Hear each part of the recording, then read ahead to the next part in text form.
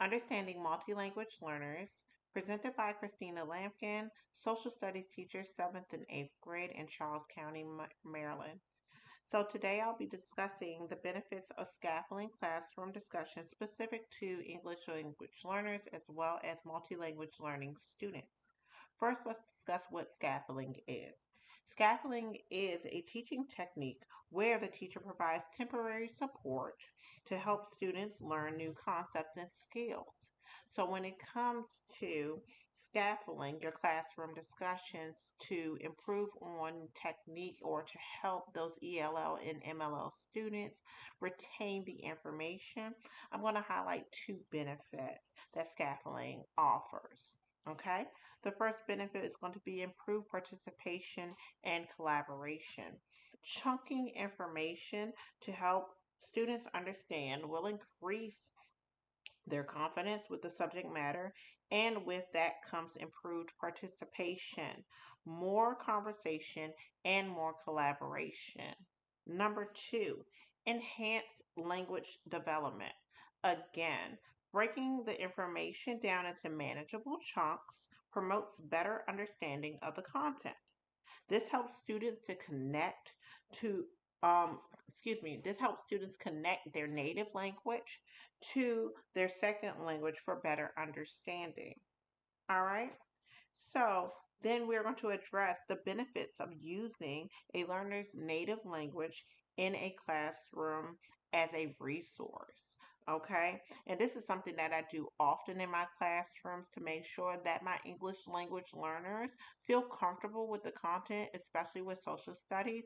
It can be intense vocabulary, intense understanding of concepts, and things of that nature. So I think it's very beneficial for me to integrate some of their language into um, my teaching, as well as it cultivates this sense of belonging for them when you're modeling to my students, not only the ELL and MLL learners, but to all the students in the classroom, that this is a learning environment. It's okay to stumble. It's okay to not understand fully. It's okay to ask for further clarity because you don't understand because of that language barrier.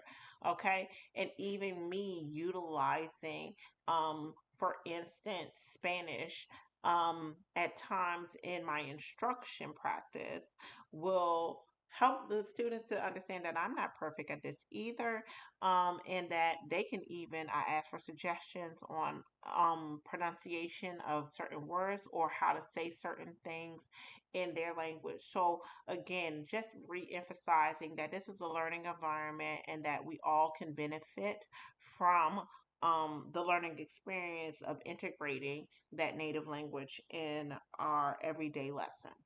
Okay.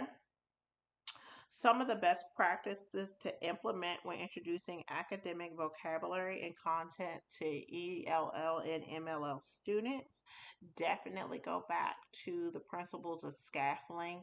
You want to chunk information, you want to model behaviors for them, you want to utilize diagrams and graphic organizers often. I definitely think that visual and audio aids are very beneficial to English language learners as well as multi-language learners, especially when it comes to social studies content. And then lastly, I would say probably my best weapon is my peer groups with the students.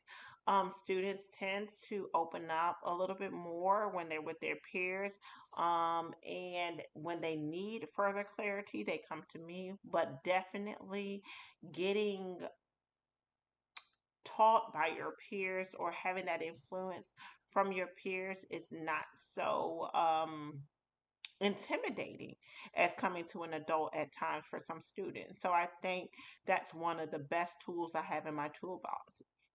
So hopefully this helps bring clarity to how to best use